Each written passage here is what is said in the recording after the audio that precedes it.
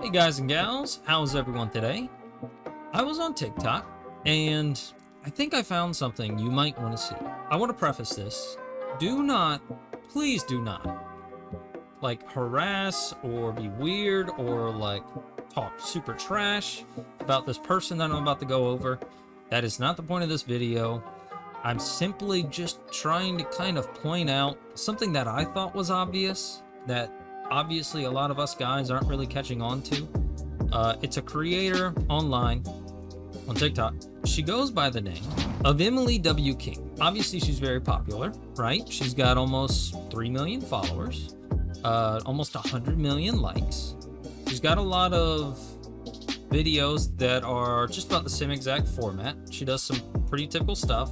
She slides in on the mirror, records herself, and usually says like a 10-second statement that is almost always about men are misunderstood.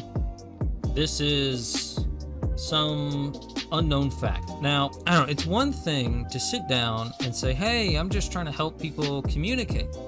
And I'm trying to help people understand men better, because men are so hard to understand. One thing, right, I feel like a guy should be doing that. A man should be explaining how a man thinks and feels. That's another thing. I think we're well aware, we don't all think and feel the same way. Some men are just completely different than the rest of us. And the other thing is, I get a strong hint that she's doing this for one reason and one reason only. She is an attractive woman who is trying to, I don't want to say win, but trying to gain the attention of your average guy, hoping that by saying these things and by being like, oh, you guys have it so tough and things are so crazy and you're the most important thing ever and you're the center of the universe, you know, by kind of going that route, what I'm getting at is she's hoping to gain more followers. She's taking advantage of us. That's plain and simple. She's taking emotional advantage of men who are usually in kind of a vulnerable men in a vulnerable state. So let's go over a few of her TikToks. Treat a good man like a secondary option, but you expect his loyalty. That man is going to be gone. But the crazy thing is that you're going to think that he played you, but he didn't, because he just instantly lost attraction. So this is pretty common.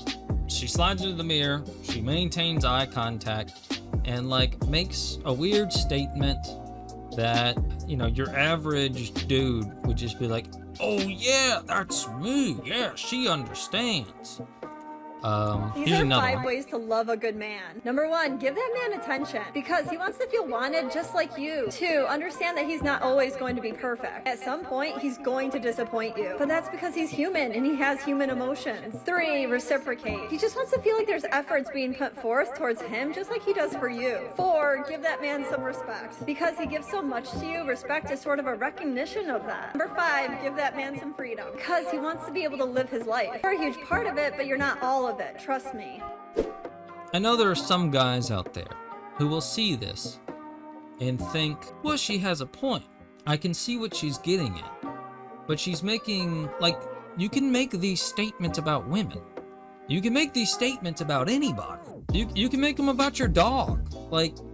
Seriously. It's a little frustrating.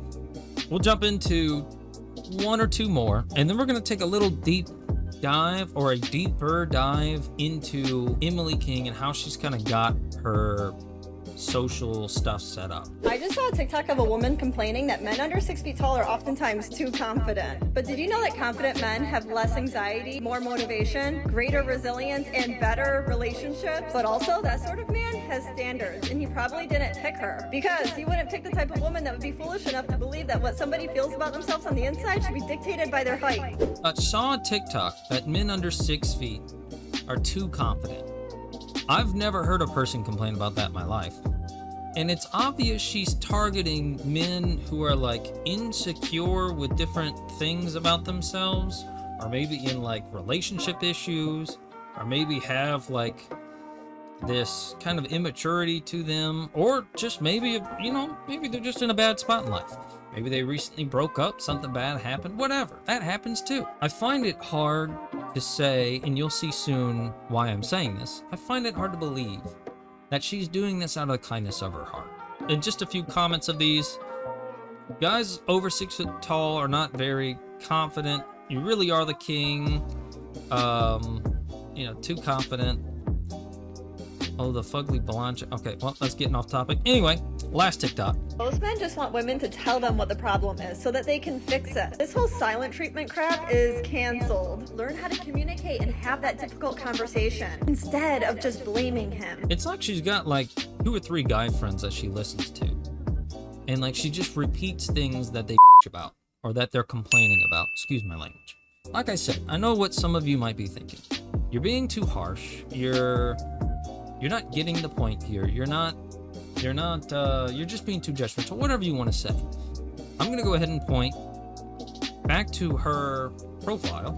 When you go to her profile, the first thing you see is a social media management email that people use, influencers use to receive offers to like do things like, oh, I'm selling your product. So if you're a company who wants to contact a creator, you'll go through like usually a management company. Most of the time they're just middlemen, and hers is slapped right on the front page. Go to her link tree and look how sweet. Advice request, right?